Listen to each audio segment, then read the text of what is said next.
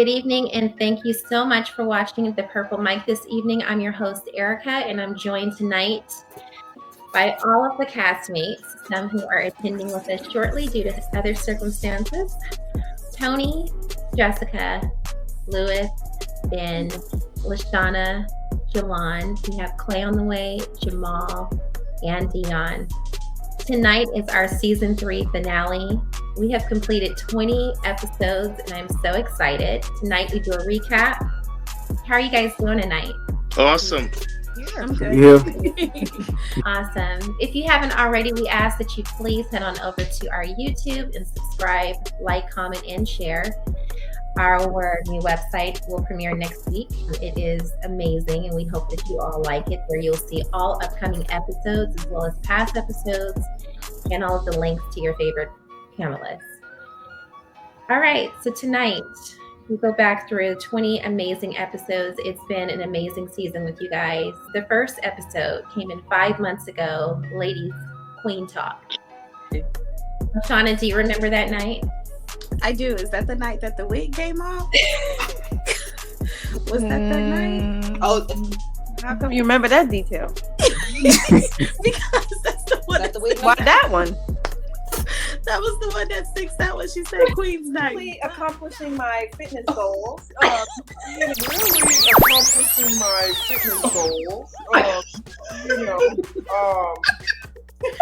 on the purple mic. You think you're good? Comedy, okay, y'all. Comedy. Yeah, I do remember the conversations talking about finances,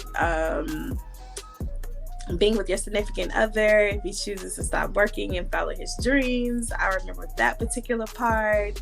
I remember, co-parenting, how it is co-parenting when we need to. So yeah, I do remember that one. Yes, it was good. LaShonna, my favorite part of that episode was your composure. I always say, you just held your composure. You were just Yes, I commend you on your composure. Guess why? Because everyone else lost their composure. I had nobody else. Well, Jolon, when you lose your peace. I lost my hair. My Peace. Jolon, I like I how couldn't you hold you my just kept it composure, pushing. so I like how you just kept it pushing. You was just like, Hey. okay, but anyway. I was also adjusting my crown. You know what I'm saying? The crown fell off. You adjust your crown and you keep moving. Got to. You keep it Got pushing. to. Correct. The next episode was vulnerability. I distinctly remember the levels and tiers being introduced. Was that the introduction levels and tiers? That was introduction levels and tiers? Wow. It was the Okay. introduction Oh, of that was levels levels and and tiers. tears? Yeah, That was yeah, levels for and me. tiers night. That Okay. was levels and tiers. I'm coming for you, Erica. If I'm really dating you, there are levels to this. As they say, trust is earned. I'm going to give you everything in levels. And then it's like a tier. We move up. You said 3 to 6 months, and he hasn't made a move or a commitment or anything like that. For me, that warrants a conversation. Where is this going? Because me, I'm not wasting my time in those 3 to 6 months trying to figure out where is this going. These are conversations that we're having. We're interacting with one another. The levels and tiers for me. That was the levels and tiers for me. That was my introduction to levels and tiers. That was definitely my introduction to levels and Back tiers. to season 4 for sure. Levels and tiers. And pulling, just pulling a soft credit pool, on the background check. Background check. The soft pool. We're gonna pull a hard pool, but just a soft pool, just so we can make sure that you're on the up and up. Exactly. Thanks, Sandra. Talking with the men in that episode in regards to men being vulnerable and how it's not always accepted. Ben, do you remember the episode Vulnerability? I do. Yeah, I think it resonates a lot because, again, masculinity is assessed through strength. And so, and a lot of times vulnerability is not seen as strength. So that's definitely a very, strong point in the manscape, I guess you could say. The manosphere. You're the manosphere. Absolutely. Lewis, what were your thoughts on vulnerability? I do remember talking about, creating a safe place for men or creating a safe place within the home where we can share our feelings and share how we feel with our mate. Because a lot of times, if that doesn't happen, we blow up. If we don't create that, we don't share certain things, and if we don't feel like we can be vulnerable with the person that we spend the rest of our life with, then what's the point? And I thought that was important. Exactly. That's what I took from it. What's the point of spending your life with someone you can't be vulnerable with? Our next episode was equality or nah. We talked about women and their role. Should they pay or nah? A super saver hoe. Oh. Okay. Oh, so he's like a sponsor. So that's my thing. Is that what that is? Yeah, it's kind of like a sponsor, but he wants to be able to control that woman to where, because I make more money than you. Nope. Then that means you do what I say goes, and you have no say so. Why would you even pick a woman like that if you choose? But that's that particular mentality for that generation at that time, to pick someone who was less than them financially, because they know that finances really and honestly sometimes rules a relationship over everything. They know that women look for a man who is secure with the bag because they know he's going to take care of them and he's going to protect and provide. Honey, what were your thoughts on that episode? I need to be paying for something. Bring your EBT card or something. Pay for something. EBT card or something. Something. Right. We came back after that with What's Love Got to Do with It. We introduced our new panelist, Deon Milton, along with Auntie Jennifer.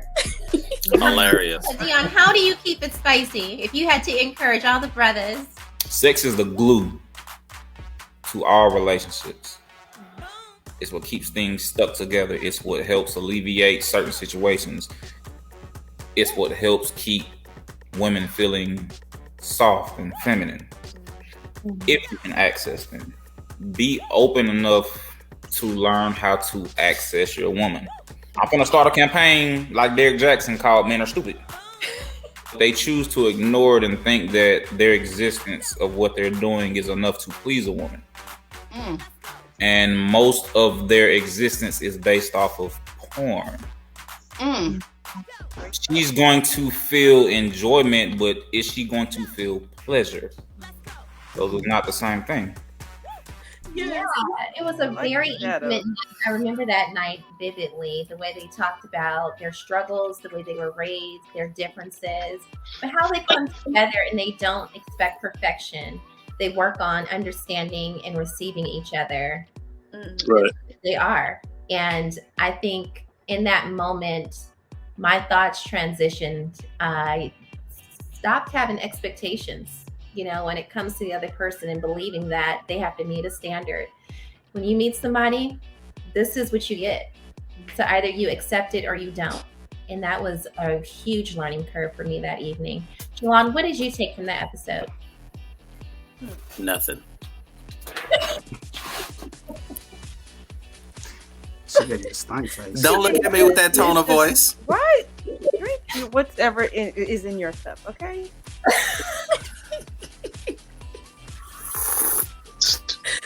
Yeah.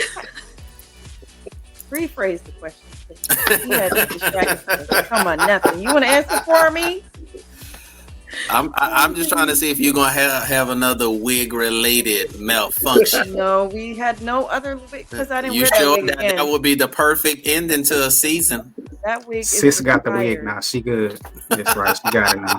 That wig is retired. She all she know. Stapled in. Jolon, what did you take from that episode? Love has everything to do with it. It's like this whole saga between, is it just you getting with someone because it's like beneficial, just business wise, and we, signing a contract, like you do 50-50, or I'm the CEO or CFO, COO, whatever, you fired, whatever. But I feel like for human beings to be open to another one, love has everything to do with it. To me, love is a principle. It's not just a word that you just say, or it's not just an action. It's how you live your life. Mm-mm. But on some level, can we all You know agree what? that we do think about it in a business aspect, though? What's beneficial for me and what's beneficial We for the other do. person on some Yeah. level? So We do. Some type of level. Some type of I think level. all human interaction is like that though. Like even with friendships, with everything is, you want to have some sort of benefit to every interaction that you have. definitely, So most definitely. love, I mean, it's inherent in love then, because that's the person you're gonna be spending your life with. Absolutely. It's also what you put value in. I mean, I know people who will give up everything they have to get back the person that they tried to love but couldn't. And I think sometimes when you, at the end of the day, and you lay your head to rest and you think about your life, you really start to contemplate about where you are in your life because of the value you have put in other things versus something to really have comfort with in another individual. No one wants to die alone. To me, I don't think anyone wants to die alone. So I really believe your value system makes a big difference in where you put that, whether if it's in love, transactional. I think transactional or monetary is but for a moment. And I know sometimes we don't think about it that way. We wish if we had money, we can do this and this and that. Then what happens? And if you do it without love, trust me, it really doesn't mean anything anyway. Absolutely. So I guess that's the point I was trying to make too. It goes if you're going with that mindset that it's just not, I'm just not in it just to see what I can get from it, but I want to extend myself and receive something that's way deeper than just contractual. Yeah. And transactional, yeah, absolutely. We had an amazing game night, the Purple Mic New Year's Eve game night. Fun memories that night. The ladies did their thing. I can't remember who exactly won, but let's take a look. Who is most likely to have a crush on an anime character? Oh, that's too easy. Oh, that's too easy. Wow. Who is most likely to get married in the Purple Mic first? Oh, that's a hard one. Oh, is God ordaining this marriage or? I don't know. That's a toss-up. Yeah, that's a toss-up between them two. I don't know. Just really bright. Nobody. Tony, New Year's Eve night. Did you have fun? Yes. Why you got to point me out, Teach? His eyes gotta be like, hold on, Did you have fun? Look, Teach always know when I'm doing something else. Teach always know when I'm doing something else, be calling me out. That's right.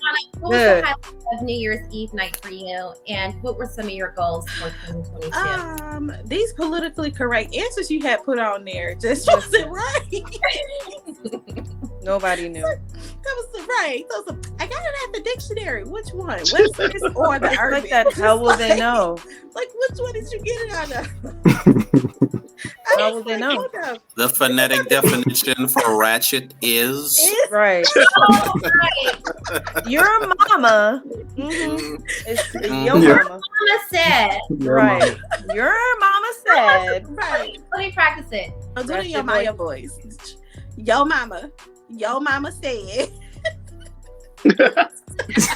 gotta get the head movement with it. The head movement right. Yeah. Go ahead. You got it. Go ahead. Yo mama said. There you go. You get better. Look. Yes, better. It's getting there. It's getting there. Yo mama said that you need to. she know how to do it. Just get a man. It all come all out. Everybody Tony's telling the secrets now. Do the hand again. Wait. Do it with the hand again. Telling it all. Yeah, get her man. You gonna see Richmond and Oakland all come out. Head gonna be moving, neck gonna be snapping.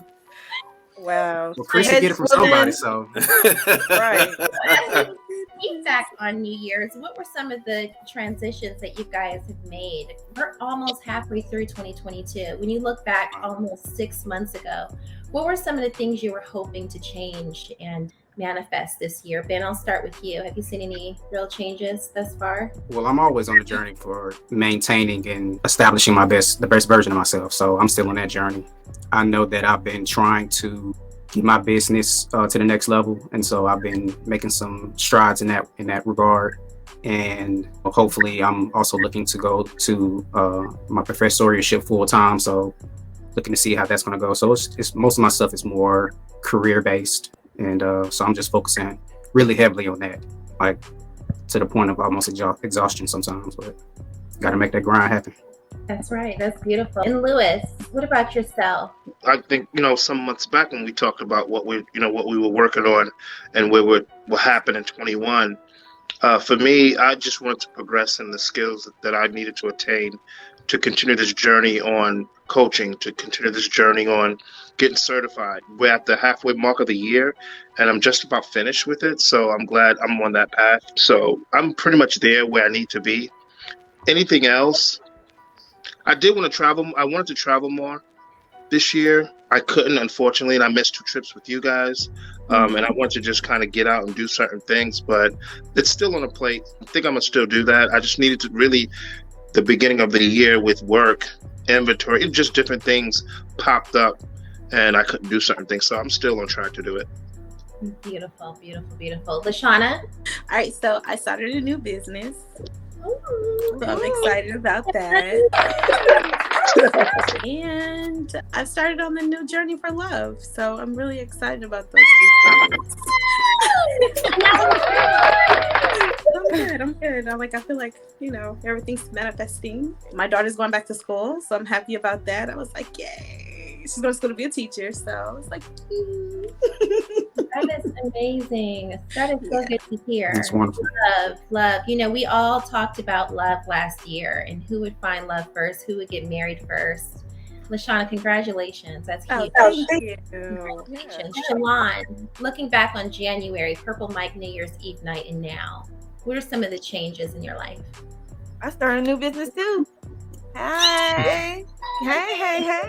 So I never thought that would be me. I never thought I was not the person who had the entrepreneurial. There you go. Spirit or type of attitude, but it's just something new for me. It's gonna be a rewarding journey. I'm gonna learn a lot about myself. But it does make me challenge myself and prepare me for more growth in my personal development. So I'm excited about that. No change in the love department, but I'm still hopeful. So yeah. And it's been a pleasure watching your ratings go up. You are past 100 views on last week's episode of It's Getting to Know You. Wow. Real to know.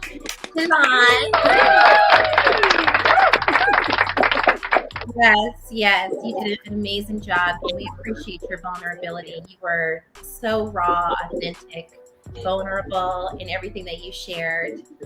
We want to thank Tony. Tony, thank you so much for hosting an incredible night with Jolon. You did an amazing hosting job. Thank you. You're welcome. I had fun. You did. Putting that fire up under my butt. Right. No comment. Oh, you know what? Next. Chef Jamal in the house. Chef, it's a pleasure to have you. We're so grateful. Looking back on January 1st, what are some changes you've seen in your life in these past 6 months? A lot of changes. I slowed down on my catering. I actually dove into the crypto world. So now you can call me Crypto Chef. That's what I'm doing. Trading crypto. And relationship-wise, I was probably the only one in the relationship when we started off, Purple Mic. Don't rub it in. Well, this year, so but it's still a path. It's still a path. We're still trying to work things out. Nothing's easy, from all the things that we spoke about and the things that I've listened to in the Purple Mic.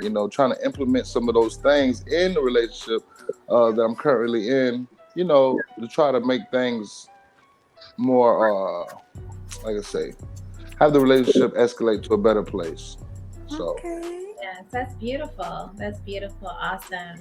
We move up to episode 28, Dissension. That evening, Clay stated, "I am the prize." Oh my God. Us as men, I feel we the prize. That's just my opinion speaking on the panel. But Excuse me? Wait a minute. I'm just saying. Oh, yeah, that is. It's the you hit across the ankles. It's swollen now. It's on. Only reason why I'm using that term because it was told to me by my godmother, like, Clay, you the prize. So I'm gonna ride with it. This is from her. She told me I'm the prize.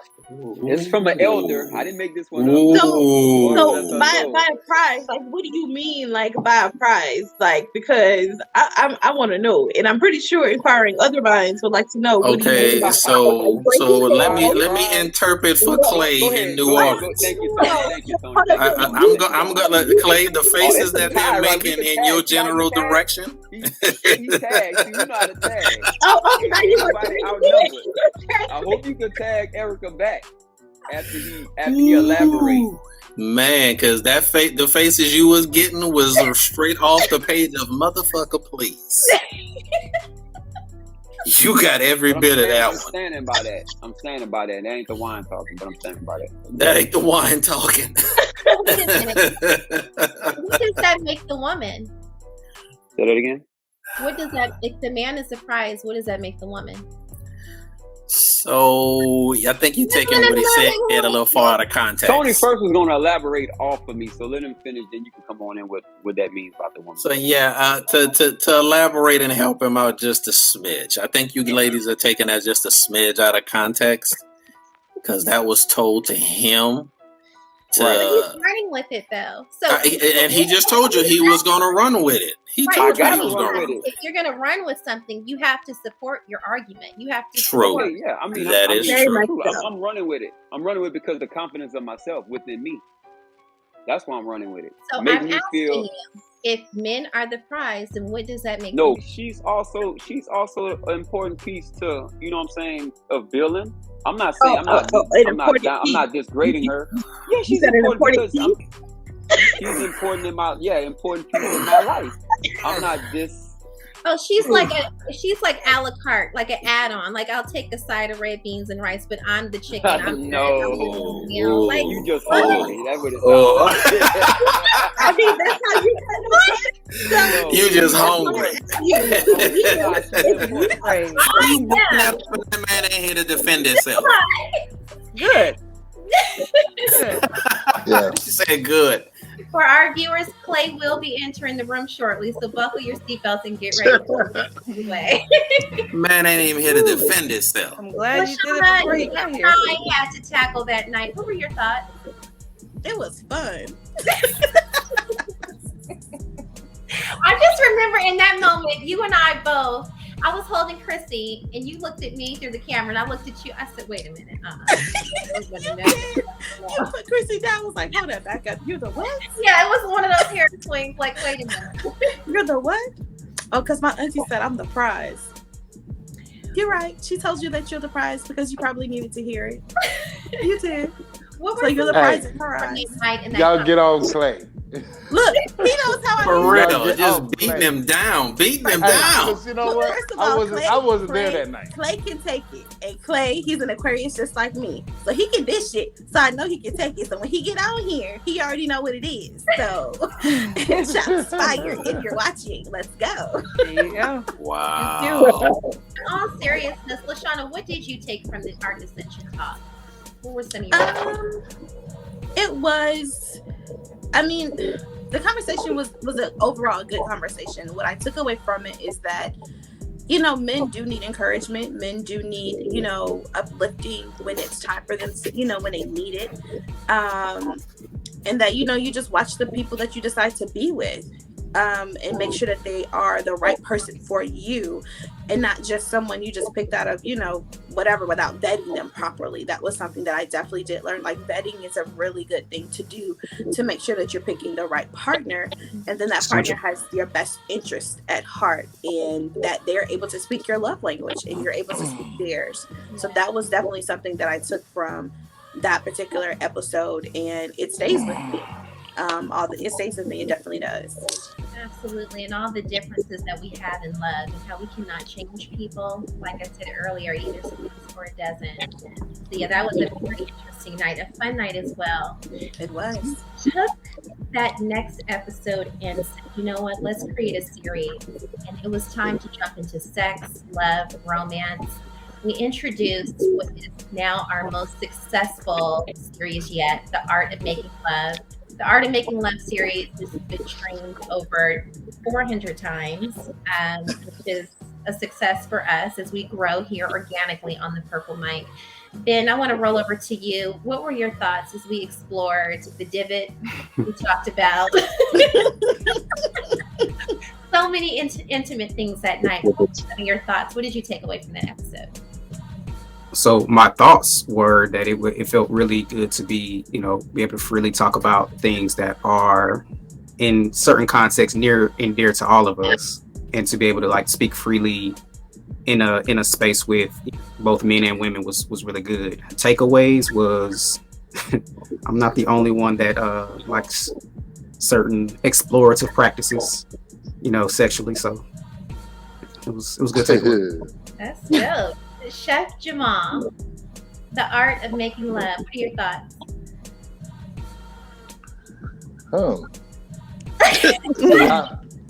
It was a lot behind that one. Me, I implement a lot of different things in my views.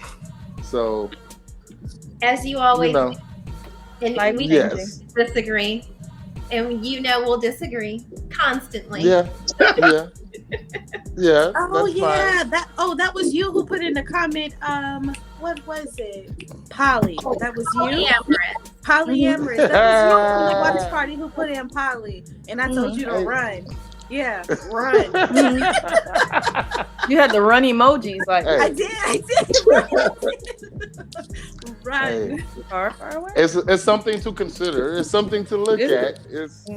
Yes, it is. It really is, especially nowadays. Times has changed. A lot of things are changing. We going back. Certain things we can go back to that we did back in the days that actually worked. So, I mean, now. Let me know how that goes. I'm already witnessing. There's a lot of people already doing it that's very successful. Yeah, they are very successful in it, but you also have to realize that man, that when he does it, he is very much so transparent and vulnerable, and they are very much so open in both things. Everybody is open. Everybody is transparent. There is nothing to be hidden from anybody. That's exactly how it's supposed to be. Right. Everybody dates everybody, and it doesn't necessarily mean sex. So a lot of times when people see it, they think it's just about sex, and it's more than just that. It's about you having a different connection with a different person. Now, that it depends on if you find the right woman who chooses to do that with you, then yes, by all means, go ahead. But nah, not me. I'm selfish. It's because everybody doesn't have that connection of energy. I mean, that's who I am. That's what I deal with. I'm a person of energy. So I'm a person that likes to connect. I'm an empath. So I connect to people. And when I find a woman and I talk to that woman, I have a good conversation because I am connected to my feminine side. For me being connected to my feminine side, I'm starting to understand a lot more and able to speak to women and able to understand that right now it is coming to a change where a lot of women are considering polygamy at this time. It's part of the conversation now. As in before, 5 years ago, it wasn't a conversation like that. But since we have a lot of different things that have changed in society, I don't want to go deep into it, but from what we're dealing with, from all the way from COVID and everything else, a lot of things we have had a shift. So since we had a shift, a lot of women are looking in different directions because of the old ways wasn't working. So, I mean, since there's a lot of new things coming into the conversation, I think everybody should have an open mind and be able to consider other people's perspectives. So like what you said was perfect. I mean, that's what it is. That's what it's supposed to be. It's all that connection with energy if those people feel like that. True. It don't mean, like I said, it's, you know, to each is their own. Yeah. Well, I'll stand on that. I second that motion. It ain't all about sex, Erica. That's what I ain't want him. I don't want you sleeping with her. I know you was all mine. Look at it. This is mine. You was mine. Nobody can have you. That's right. I'm not sharing. I'm the share. I'll do nothing.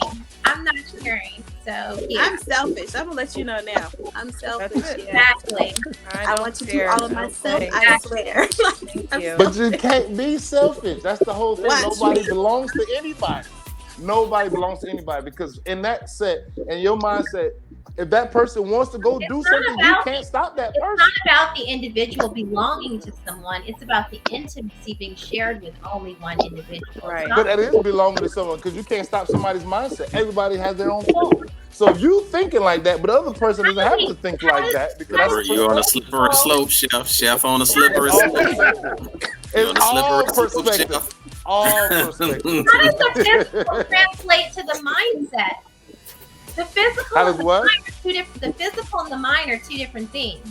That does not translate. I said if you are sharing intimacy, and you said mindset, that does not correlate.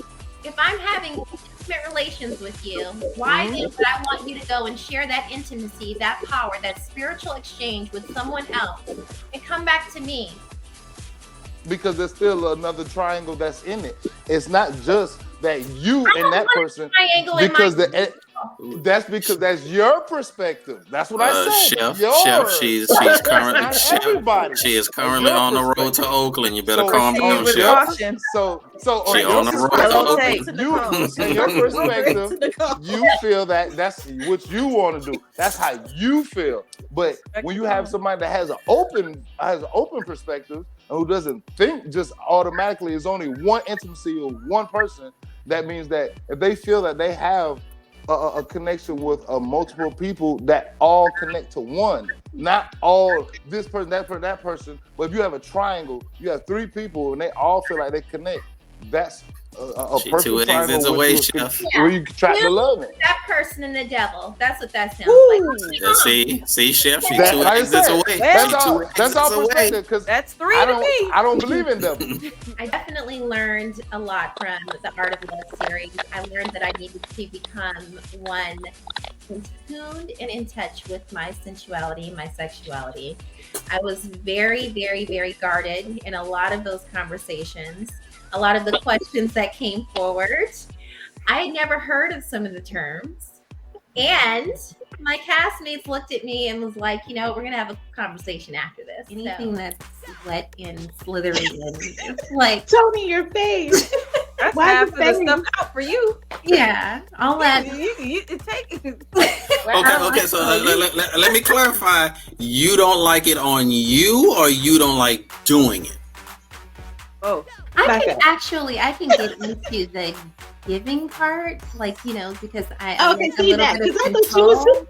Yeah, I like a little bit of control, but I don't like receiving. I don't like all that on me. Like, it's just get a like, fake tongue and do it. That's what she gonna do. What? So how is somebody supposed to explore you? Right.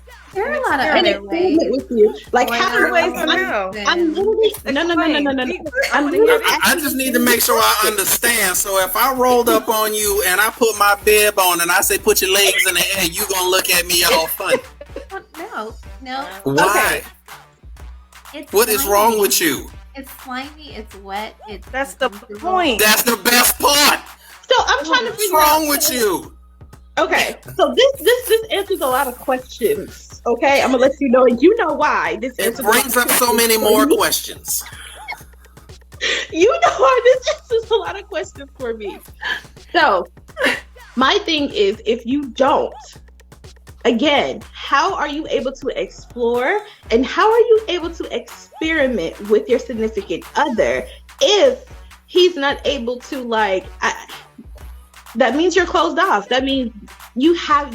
Why? I can't even get it out. Why? I'm this close to disowning you. This close. The man has to like you more than you like him. Mm-hmm. I 1,000% agree. But why is that? Why is that? Absolutely. How can he lead if he don't like you more? We are emotional creatures. We're gonna always love. Oh, I love you. Don't leave me. You're my knight in shining. No, he's gotta love you more. If seniors have said that. It's definitely multiple schools of thought for this, because I've heard that, and as a girl dad, I understand the logic behind it. In our private moments when we spend time together, we've had deep discussions and we've dived in. LaShonna has educated us on so many things as well when it comes to BDSM. Yes, she has. Very. She sure has. Hey, Tony. How you doing? Tony, you make me blush every single time. How you doing? I'm doing fine. How you doing, boo? I'm doing wonderful. You just keep on teaching, because I'm gonna keep on learning. we need to leave this room. You know, I think it's a little hot and steamy in here. Shout out to LaShonna. She gave us a professional presentation here in my home in Atlanta, Georgia. We thank you so much for that. The Art of Love is really, really.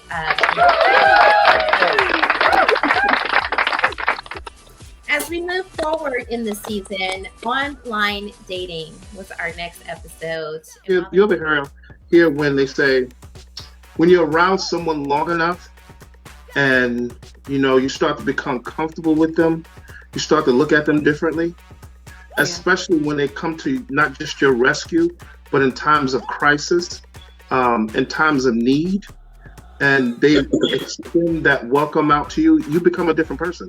Totally. And I think when you first meet someone, I think you don't ever run out of stuff to talk about. You don't ever supposed to do that. Right. But you have to create an atmosphere where you can, tell a story about something that you've gone through, and then you can ask the question rhetorical. Have you ever had something like that before happen to you? Or what is it like? What has it been for you? And I'm telling you, it breaks their ice, because then they start to talk about themselves. Versus listening to you talk about yourself. It was kind of really, we talked about briefly about being, people hide behind the computers. Number one, when people get, where profiles they aren't true. Some people just don't do it.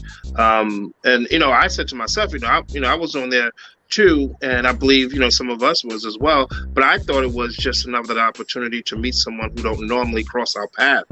And I think if we limit ourselves within our own areas, we go to work, we go work out, we go home, we do it all over again, hoping to meet someone who we've never seen before, or in our social, gathering. And I thought it was a benefit, but at the same time, it is something you have to be careful with, because of certain things that happen with, people just meeting up with the wrong person, never seeing the person again, and all those things. So I can understand from a woman's perspective why it wasn't something she would like to do. But it's now it's the new thing. Whether it's Facebook, Instagram, those are dating sites. Yeah. Let's keep it real. Yeah. Those are dating sites. Facebook got a whole thing now. Like they got a Facebook love thing. Yeah, all that stuff. That's how people are meeting now. And it's how the young people who are now coming into how to do it, the face-to-face, it means doesn't even mean anything anymore. So it's like, we DM, we meet up, and that's that. Absolutely. And the thing that I remember the most, we talked about post-pandemic dating and how a lot of people had to approach dating because of the pandemic, So it gained its popularity. As we move forward, we entered another series, a hypergamy. Marian, the floor is yours. I'm not the person that coined this term. It generally breaks down to the desire to pair or select a partner who is the highest caliber partner that you can obtain, okay? That's what hypergamy is, and you find it more often than not exhibited in women. It was an interesting concept because it's funny because you and I had conversations, like brief kind of conversations about it prior to all of that. And it was interesting because Maureen and I had a conversation about it. And in doing so, it really sparked a fire in me to introduce him to you in the Purple Mic and have that discussion be, across the board for all of us, because it is a very central concept that it's one of those things that you don't even know happens, but it happens. I think it was a really good episode. I think Maureen is one of the most articulate, brilliant brothers that I know. So I knew that he was going to bring forth a lot of knowledge. My biggest takeaway was, although all women kind of operate on some level of hypergamy, the real thing you have to get to understand about a woman is her value systems. What are things she values? Like Maureen talked about, the entry point being finances. For a lot of women, that might be the entry point. But I've learned that that's not always the entry point for every woman, especially women nowadays who are a lot more self-sustained in a lot of senses, things of that nature. They look for other characteristics, other principles, and things of that nature. So I think the biggest thing is to truly understand what a woman values, and that's where that's how you really get to understand the next level and how you move forward with her in a healthy way. And LaShonna, I know you and Marion stayed on later and had some post-production conversation. What was your take from that entire series? From the entire series, I was ready with my guns already blazing, ready. But he was good. He came correct. He made sure that very good. He broke it down very well spoken. He didn't go, Kevin Samuels. He didn't go that route. How women look for the best male. That's pretty much what we're looking for, is the cream of the crop, or more like like you said, we look from here and up. So I like that. And then I also learned that men, they kind of look from here and down.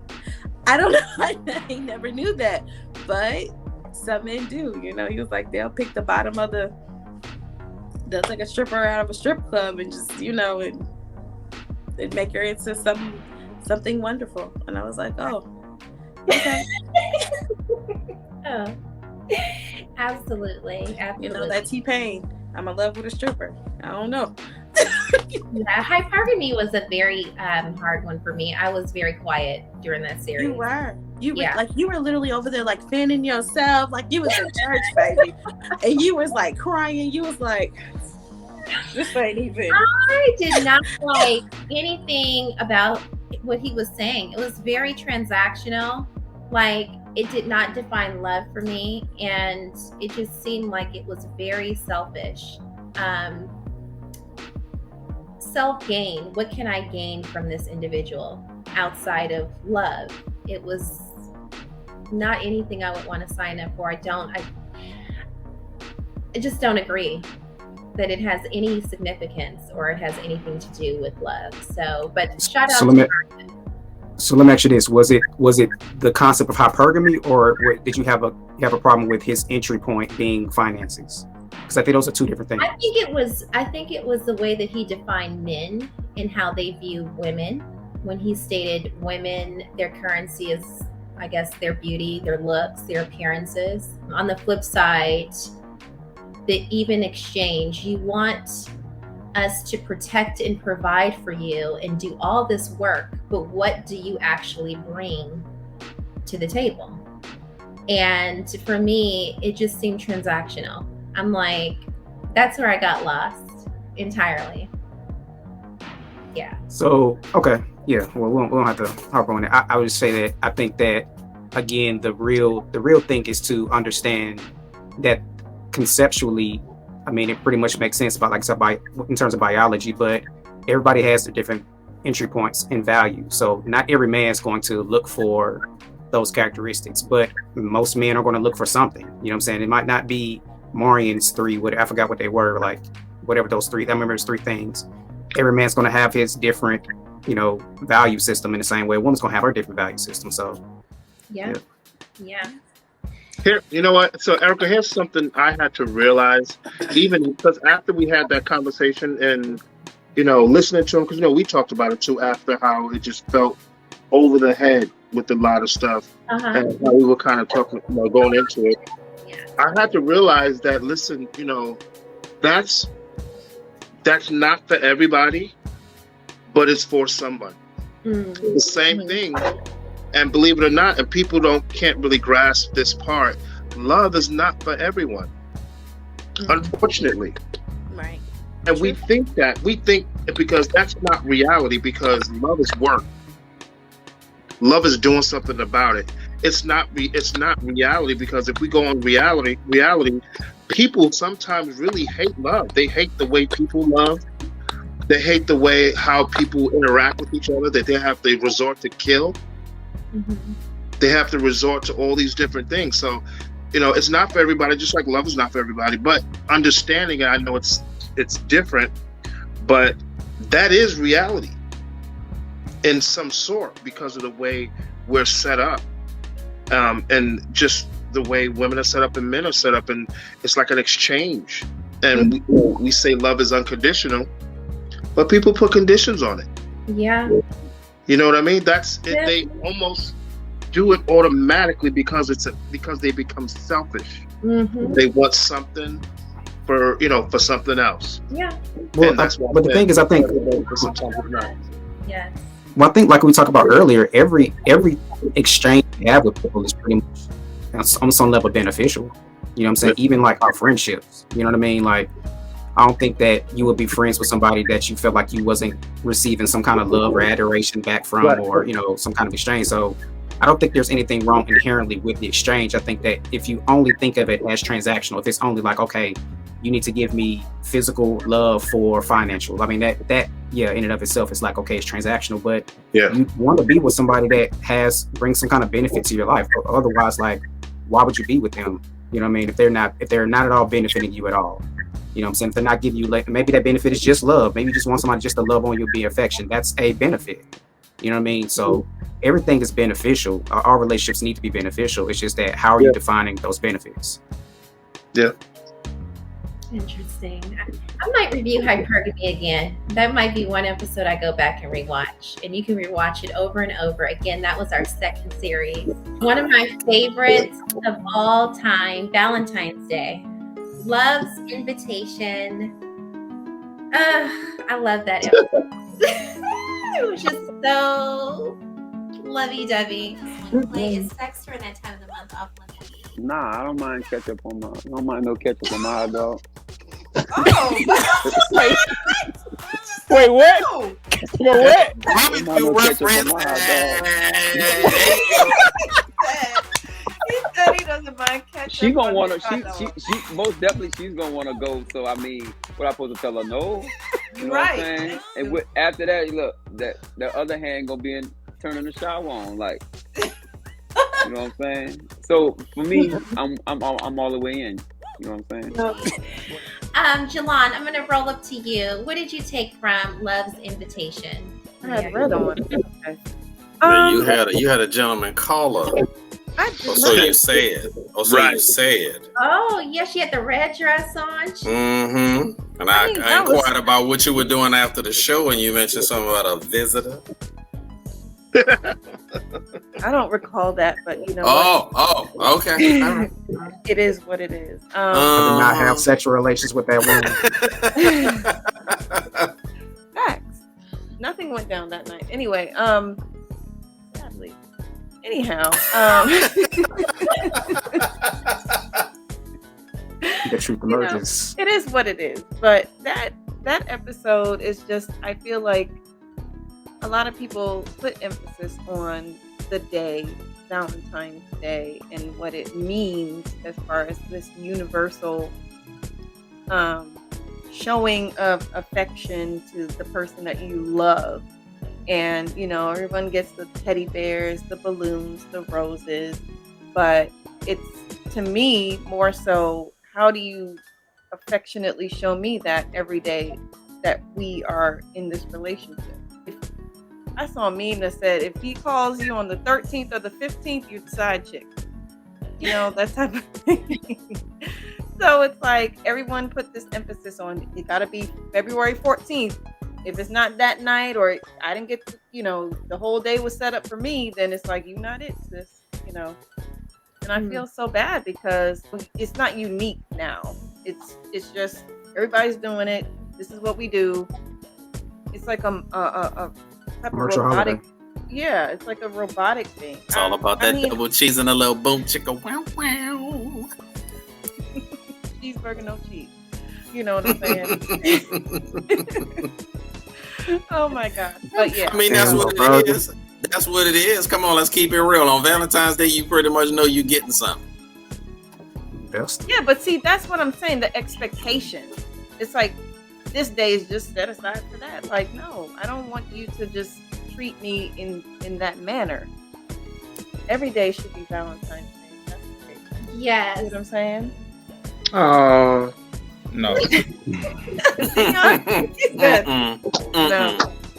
No. I think it should. And I don't mean it like formally, but the atmosphere, the behavior, the showing, the affection. I don't feel like I don't know. Every day, all day.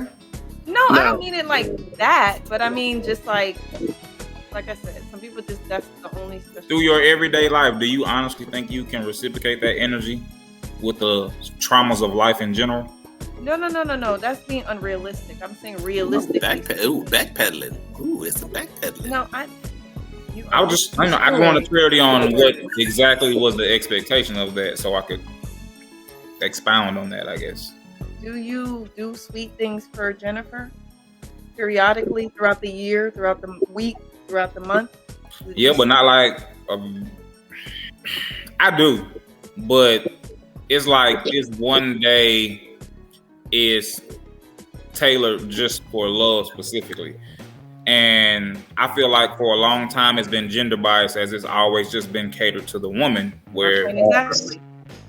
So, and that's unrealistic. That's like saying the man don't deserve love in that space. Right. That's my point exactly. So I wouldn't say it's an everyday thing, but I think it's a mutual effort. And I just think for me, adult people, that would be extremely hard to do all the time. You can work with stuff, and that can be a way of showing that type of love, but just consistently, I love you, here's flowers every day, da da da. That's what Erica wants, though. Look. That's what Erica wants. She's gonna start crying. We gotta stop. We need to change the subject. Yeah, I know she's gonna cry. Okay, I don't know about the I love yous, but my uncle does that to his wife. He sends her flowers every day. So it's possible. Wow. And how does she I don't know that? if he's saying I love you now every day, but he has flowers delivered to her on her job when she retired. He said he had them delivered to the house. She gets flowers every day. So it is possible. See, I was gonna say like on the affection piece for me, like that, like might be gifts every day, you know what I'm saying? But for me, to JoJo's point, every day. I think the affection, like the affection and the, all those types of things. Those are the things that I think are the everyday focus on, like, those words the connection, the touch, those types of things, like the everyday. Because it's a lot of times you be ignoring that person for a week, and then it's like, it's Valentine's Day. Now it's time for us to be touching and feeling on each other. That was my point. Yeah. So is it love if you get her tacos every day? Yeah, she loves tacos. Then yes. Is that love? That is love. I think love is actually just speaking through their love language in general. If you can do that, then right. Absolutely. It can be achievable. It doesn't have to be that over the top fairy tale shit we see in the movies. Right. But loving them in their love language, that could be potentially done. Yeah. Mm-hmm. It takes a lot of discipline though, and learning and unlearning, but it's possible. I think everything needs to be done with balance. And I think when you overly do anything, it gets to the point where it gets redundant. Mm-hmm. Then you got to think about topping it. Mm-hmm. And then you got to really thinking about doing extra more, because if it's a birthday or Christmas, now you got an extra love for extra. I know we're not built that way. We'll be doing it out of chore. I know that you just said that. I'm tired already. Out of the kindness of our heart. But I think, there is a time and place for everything. It is a place where it's kind of like nothing else matters, and it's an enjoyment place. And I think that's why sometimes a lot of women would love to be in that space, because it feels comfortable. It feels so vulnerable that you can let go of woosah. That a man, you have this comfort in, you have nothing to worry about.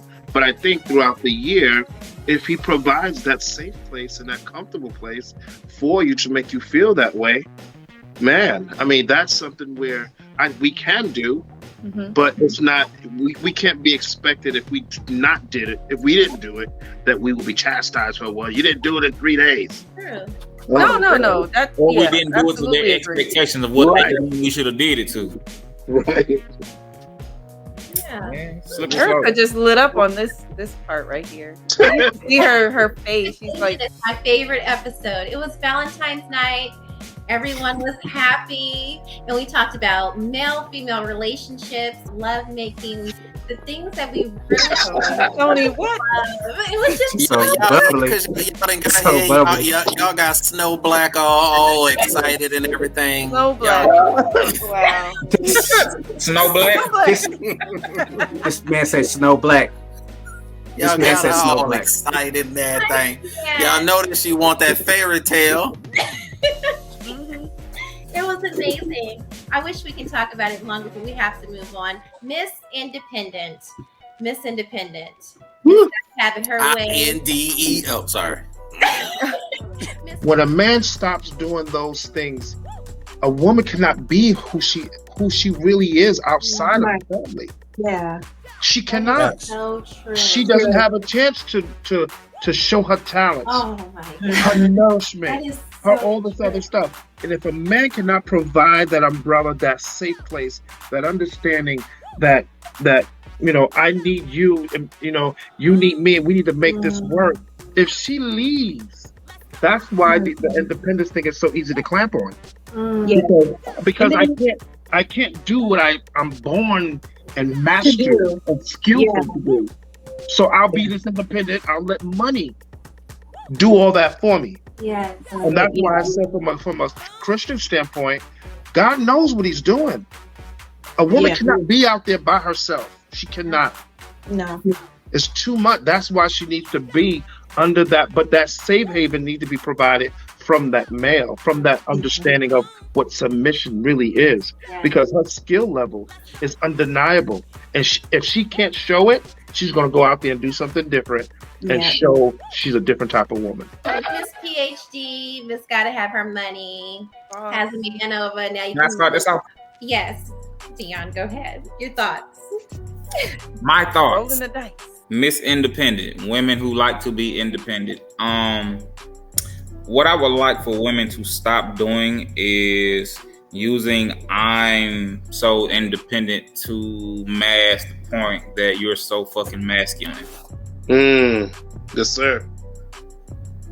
Yes, sir. You have to be independent to survive. That's just survival tactics. That's just life in general. So once you incorporate those masculine energies, and it could have been you went to school, you got in a workforce, you got a job that required you to be masculine. So you've been single all this time. You ain't had no reason to be feminine, but you want to mask your life's experiences on you being so independent, when in reality, those exchanges probably ended that way because you were so masculine and you didn't know how to be feminine.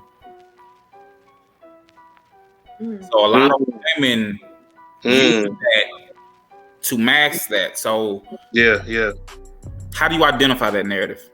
Because I just had this conversation the other day, and all of them just dumped. I was in a room with nothing but women. I took my girlfriend to this thing called How to Be a Wife. It was like a little girls chat, and I just surprised with like a little date night, and I was the only dude in there. So I got to actually sit in a room with a bunch of women and be a fly on the wall. And when we had this conversation, it's a weird thing to do. I was in a room full of women, and it was a wild conversation. Some of the things women say. And when I asked them that conversation, they were kind of defensive at first, but then when all of them just got quiet when they sat and thought about it. They didn't have nothing to say. So I think with that Miss Independent, I just think they need to identify when to be masculine and when to be feminine, and identify that safe space where they can be feminine instead of always pumping their chest out when they meet a man that's trying to be masculine. Interesting. LaShonna, I'm going to roll up to you. So- I remember that evening vividly. It was Benjamin, Lewis, LaShonna, and myself. LaShonna, what were your thoughts from that conversation that we had? As we see so many women getting degrees and running circles around men, as they call it, with all of this power. What are your thoughts on Miss Independent? When we're in that type of mode or whatever, a lot of times we're not teachable, we're not coachable, we're not humble, and so that we have to be those things in order, and we have to be held accountable for our actions. And sometimes when we're in that type of mindset, in that role, we don't want to be held accountable for anything, because I've been doing it, I know how to do it. Cue the hand claps. Cue the hand claps. All of those things. So I did. That was just something that that has to be done. That where women. Oh, we don't get no hand claps. Oh, we gonna boycott this time. Gee, you supposed to get hand claps on that. That women and men, have to be held accountable for their actions, regardless of the fact that if a woman is independent. But there is a time when you have a man in your life that you do need to step back and go into your feminine role and allow him to take that masculine role in your life and be okay with it. And sometimes we're not okay with it because we're just used to leading. And I've been there where I'm used to leading, so I'm gonna do it more. But I've also learned that, I am a submissive woman, and it's okay for me to be submissive and allow my man to take the role and to lead me the way it should be done, as long as he's leading me right and proper. Absolutely. I want my hand claps. She's supposed to get hand claps, applause, horn, all that. We'll do it. Here it is. Right here. Come on, Jolon. Clap. All right. Ooh. Heartbreak Hotel was our next episode. I definitely, feel like as we've gotten older, we come into a place of accountability, but we definitely have to have someone that holds us accountable. And I think that's why you should go to relationship counseling, because it helps. It helps you they help you hold each other accountable. Because I think a lot of times when we get our relationships, we focus on assessing the other person and all the stuff they did wrong, and we don't really look to ourselves. So absolutely. I remember telling you guys how messed up I am after a heartbreak. Like Ben just said, you did this assessment, but you are just so aware in that moment, in that space, and it's so uncomfortable. And if you can do the work, you can actually learn and not be bitter with that other individual, and understanding that, we don't fit, but it's okay. And we also talked about friendships. Can we just be friends? Is that even possible? So, I think it was a deep conversation, because a lot of people have different opinions. I was about to say, because didn't some people feel like after a relationship they can't be friends? Yeah. There are a couple of people we want to. Clay in the house. Clay is in. Give it to him. Come on, man. Give it to him. They was talking about your brother. They was talking about you. Nobody's coming to see you, Otis. Okay. Good evening, people. Good evening. Oh, got it wine too. Go on, get liquored up. That's what I'm talking about. Clay is What's going on? Clay, good evening and welcome. Yeah, we mentioned you. We had to bring up the distinction episode, so your name came up quite a few times there. Welcome. You still are the prize. You still are the prize. Appreciate that. the fellas in the building tonight, huh? I see only 3 of y'all at the top, like this Hollywood Square for real, huh? And Knowledge is in the house. Dating versus courting. Dating versus courting, we talked about the difference in dating and courting. Like I said, we live in a time now where everything's a lot different. So society, social media, everything has people not really dating. It's more of having friends with benefits and going out and doing those type of things. And people going out having fun, having sex with multiple people and stuff like that, in order to find that person they really click with. But it's a lot more physical it is now than it is connecting emotionally and mentally and so on, because the way that society pushes everything out now. Mm-hmm. So the younger generation is not dating and courting like how we used to. You know, they see what's going on through social media and through TV, because everything now is pushing forth more sex and stuff like that, and just living your life. You know what I'm saying? When they came out with YOLO, when everybody was yelling YOLO, you know, that's what everybody was doing. Shoot, I'm gonna go do that party and doing everything I want to do. Shoot, ain't nobody gonna stop me. And it just took off from there. How the word courting is officially an old school term. Deon, what are your thoughts in regards to that conversation? I just think people need to understand the difference. And if this new form of dating and courting is an evolved version of the old form, then we need to improve our communication a whole lot. I'll keep it that simple, because that's a blurred line that can easily get blurred. So if you ain't on the same page, somebody can easily get their feelings hurt. Yeah. We also talked about the evolution, staying together with someone in a world where a lot of people believe in casual relationships. Clay, your thoughts on dating versus courting? Yeah. I told you when you take the part about the casual relationship part. But dating and courting, I mean, you courting somebody that you want to get to know. I mean, it's simple. Like, you know, you really have interest in that person. So yeah, you're gonna court them. But dating, you're just all over.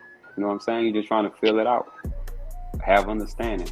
You know, when I say dating, look, I date this many just to get to you.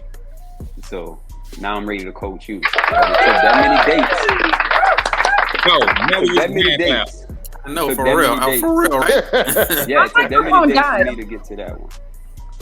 It's the Getting to Know You series, our third series in season 3. I went on ahead and started the series out with an introduction and introduced them to how the Purple Mic first started, the name, where it came from, and also tell viewers a little bit about myself and why I started this podcast. In that episode, I was very nervous as Tony interviewed me and asked me questions. Are you in a relationship? Yes, I am. Oh. Yes. She's taking fellas Yes. back. Okay. Yes, I am. Second question. That is a very intimate discussion for those of you who viewed that discussion. It is up. Tony, thank you for interviewing me that evening. I think there needs to be a part 2. Yes. Why? I'm just saying. What would you ask me in part 2, Tony? Oh, let's have a part 2 and you find out. Oh, hell. That sound about right. But Tony, you missed her face though. Her face was like, okay, and what else? What else you got to fucking ask me? That's why I turned my head, because I knew she was cussing me out with her eyes. Right. That's exactly what she was doing. When you sit in the hot chair and you don't have other panelists beside you to do an episode, it is real. Like, that was an intense night. I just felt the sweat on my neck. Situationships. In that situationship, your choice is taken away from you. That sole purpose of that choice is always taken away from you. You don't get that choice to make a choice to be in that situationship. Not a lot of times you don't get a choice. So that means they will do everything with you as if you're in a relationship, but with no title, no talk about the future. But you will do everything as if you're in a relationship. You can go on dates, you can go out, you can talk on the phone, you can have sex. He can come over your house, you can go over his house. Hell, you can even meet his goddamn mama and he wouldn't care.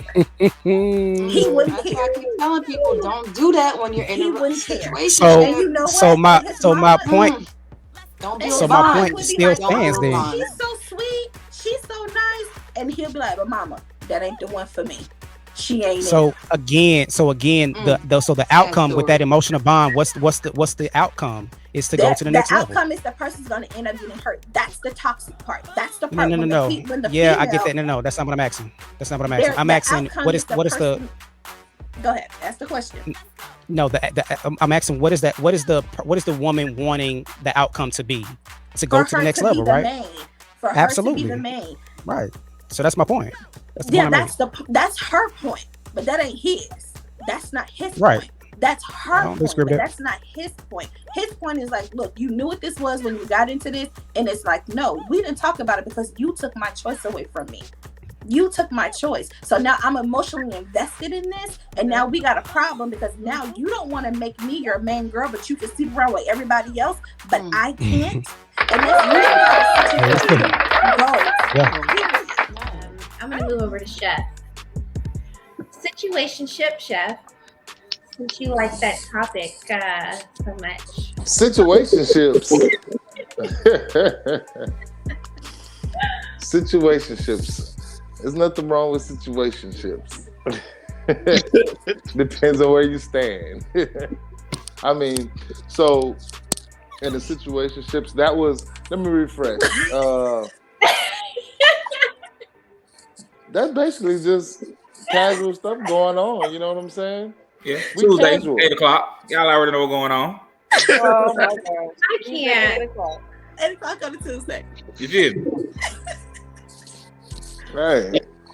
Everything's casual. You know how we do. So That's that perfect Yeah. word. You know I how can't. we do. Yeah, I can't. Y'all don't want y'all want to jump on me because you know how I feel. Everything is is free minded and we can do what we want to do and nobody's attached to anybody. So hey, Can't get In no your hand world, clap it's on just that. one big orgy, huh? They just throwing oil on each other, huh? Can't get that hand clap on that one. hey, No, you ain't gonna hey get a hand man, clap on that one. look, why? It's salty up there. Very salty up top. It's just Salty up top. It's another perspective. See, If it's No. not see how y'all act? That's why the mic died on y'all. Taking shots out here, Wes. It is not. It's wrong. Situationships. It's not She's wrong. like, it's wrong. It's What's wrong. Ain't What's nothing wrong? wrong about it. Tell me how it's wrong. Tell me how it's wrong. I want to know how is it Oh wrong. no, you watched that episode. I went in a little bit on that episode. But it's not. It's no wrong and right. You can't say what's wrong and right. That's Correct. only in She perspective. just did. That's only in perspective. Security. That's all it is. Cause I already know Clay. Hey, me and Clay, we you know, me and you, we really on the same page, bro. So Pretty much. He better As long know. as it, Ooh. like, There's a different way to define it every way you go. LaShonna, she could have something different from me. Jolon could have something different from Lewis. So situationships, it just bends, folds, molds. Friends with benefits for 500. It is Oh. not. that's. That good enough I for mean, you? 500? it's nothing wrong with friends with benefits. That's what the coupon. That's what it is. It's friends with benefits. That's the I thing. can't. It's all how you defining things, and I think that's where where there's a lot of contention is that everybody's defining these things differently. Two people can say that situationship and friends for benefits are the same thing, and two other people will say they're different. So I mean, again, at the end of the day, you have to find out whoever you're dealing with, what is their value systems, how they're defining things. Those are the two main things you got to figure out. Their definitions for things and how they value things. I just feel like in a situationship and friends with benefits, if it's your friend, you just gonna move a little bit different because y'all friends. Thank you. Like Okay. if you my friend, Sure. I ain't finna treat you like my sneaky link because you my friend. Here she But goes. if we just meeting up at Tuesday at 8 o'clock, we just meeting up at Tuesday at 8 o'clock. And we know Deon, what it is. Deon, you're gonna have to elaborate for the person up in the corner. She doesn't know those terminologies. I'm sorry, sir. We need the phonetic definition of sneaky link, sir. So your sneaky link, Tell that them. we can meet on the low. Ain't nobody gotta know. Right. It ain't After Tuesday dark. at 8 o'clock. It's more like Wednesday at 2 o'clock in the morning. After dark. I don't know, because I think that sneaky link can just be the person that you're just not public with. That's You know cool what I'm saying? too. But if it's your That- friend, So, like if it's You know, still your so you friend can- versus somebody you just trying to smash, you gonna move a little different. I don't know. I think a friend could be somewhat a sneaky link. You know what I'm saying? Y'all They just ain't can. telling nobody about it. They can. But the thing is, you're gonna Again, move. everybody define it differently. You gonna move Everybody differently in that space. Like a I think- friend can be your sneaky link. Y'all can be liking each other all this time, and all of a sudden, Y'all done started smashing on the low. Ain't nobody know. So y'all show up at the event and don't nobody know y'all leaving together. That's your friend, but that's a sneaky link. Right. Play the Versus position. it's the girl you just smashing. Right. Where it's just smashing. You just smashing. It ain't no certain level of respect you gonna have because that's your friend. And you know your I don't disagree. Everybody I don't know disagree. they Yeah. A friend sneaky link is gonna be different than just a sneaky link. You know what I'm saying? Sneaky Like, link. like Plies said, you gotta become that busted baby. First of all, bro, we gotta have a translator for Erica, bro. We gonna be here all night trying to explain these terminologies to her. First of all, if she approve it and she stick by it, then you might as well just go and flow with it. You know what I'm saying? And long as she know that this is the guidelines, then but those feelings gonna creep up somewhere, and then you gotta put that back in reality check. So you're every time. You're saying that women are always emotional when you get involved? Majority of the time. We'll say 95. We'll say 95% of the time. Oh, she didn't cock that head. They both didn't cock that head to the side. Y'all in trouble. They I'm loaded gonna be up. realistic. Kind of squinting. Jojo got their heads cocked to the side, ready to fight. For real, it's coming. The important part, if the hit is right. If the hit is right, that's where that problem comes in. You need to define that term. The hit is right. Who we dealing with? If you dropping it all, on Tuesday and Thursday, correct? Then. Oh Lord, LaShonna flip the hell. Let's go. She knows what Thursday like. That's why that head went. No, my head went like that because I ain't got that problem. Because I can move just how I need to move. Trust and believe you ain't gonna want to leave me. Okay, they always Believe me, we know. Believe me, we know. We already know. We already know. More than Tuesday and Thursday on your end. I'm already looking for you 5 o'clock in the daytime with a high beam light. Tony, you better catch a red eye. You better catch a red eye. Tuesday, Thursday, Friday, Sunday. Just to understand, if you hit it right and she gets emotional, you have to cut it off, play?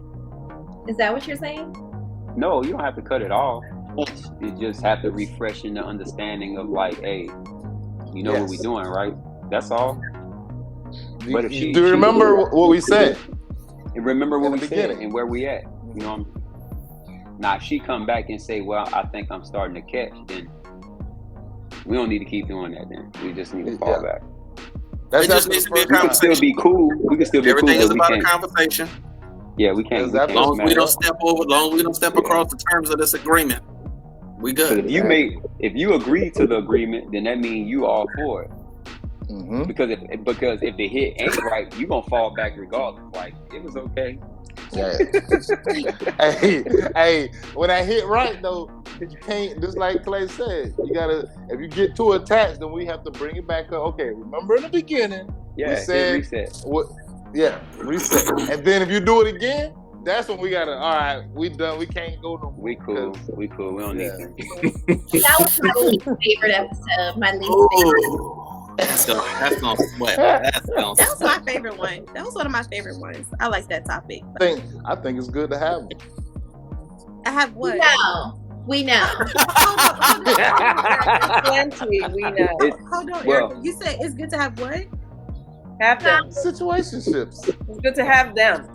It's nothing wrong with having situationships when two people have probably been through a little something, dealt with a few little situations. Right. Only so much. Like if you like for me, I think it was more emotional. Like I had emotional connections with people where I would talk, and that person would understand me more so than another person or whoever I was dealing with prior. So that was enough. But the way that people get off doing that whole casual thing, that's a little bit beyond. So I was just trying to understand. No judgment. The casual thing? That was a lie. I just want to let you guys know she just lied. I'm not lying. She's judging. She's clearly judging. I'm not judging. Tony knows. Wow. Clearly. Just call the police. We're going to go call them out there. Okay. That's what we're doing. We moved up to Princess, a Purple Mic, Miss Jolon, Vanessa, Delancy, was interviewed by Tony. I don't judge people. I feel like love is love, and whoever you love, it shouldn't matter the color of their skin, because that they're a person, and if they feel something within you, then go for it. So, are there men of a different race you do find attractive?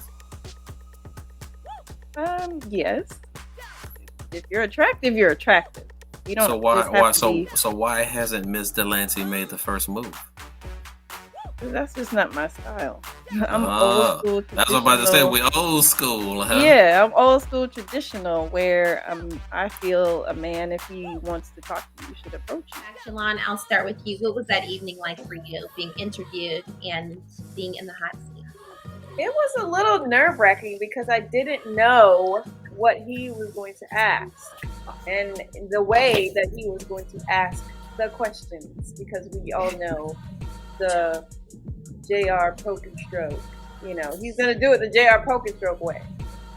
But for me, it was kind of, after a while, I started to relax and just be myself, and was able to like really tap into some of those questions and like, oh, wow, this is really who I am, and be comfortable in my own skin and not fear being judged or, you know, having to conform to the main idea of what people think of me or what I should be about. So I was able to comfortably be me that night.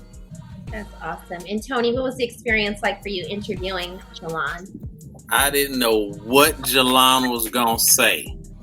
I was like in the dark. I just didn't know what to expect.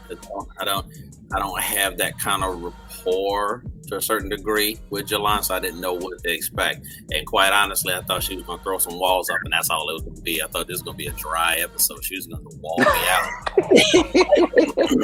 Horrible. Like right here, I thought she was just going to be like, I ain't answering that. I ain't answering that. I ain't answering that. Did I tell you I'm not answering that? The Martin. Well, for all of you guys watching, every panelist will be doing a getting to know you episode, just so that you can chime in and get to know your favorite panelists here on the Purple Mic. I am so grateful to have each and every one of you. We've had 20 long episodes in season 3, and I am incredibly excited to go into season 4. We have some great topics that we've never discussed before. It's Getting to Know You will be out season 4 as well. Lewis, Tony, Ben, Clay, Jamal, Deon, LaShonna, and Jessica. They don't need to know me. Excuse me. They don't need to know me. And we want to you that distant love. They need to know who you is. You don't want to go far away. Can I put, since I got to do it, can I put a request in? I gotta have LaShonna. Gotta interview me. You gotta. That's what's up. That's what's up. Call them out. Call them out. Put on your red dress and slip on your high heels. I wear a red dress just for you, Tony. Just for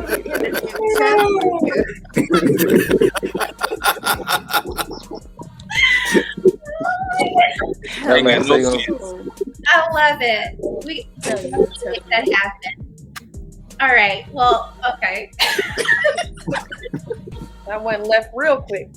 I love it because these two, yeah. Anyway, you're watching the Purple Mic. Tonight is the spring cash giveaway. So please head on over and get all of the details on the spring cash giveaway. Moving into season 4, we ask all of you guys to please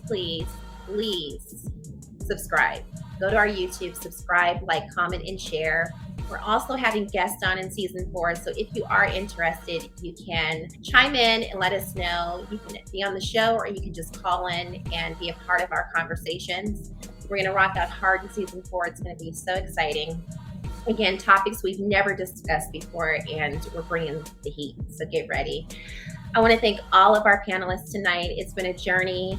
We've had an amazing 3 seasons, and I'm incredibly happy and so grateful for your time, your loyalty, your love. Thank you guys for rocking out with me.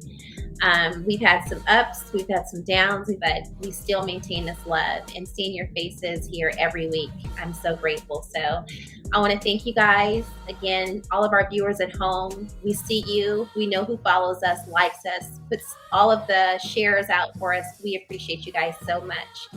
We'll see you guys in season 4. Thank you so much for rocking out with us, for watching The Purple Mic. Good night. Good night.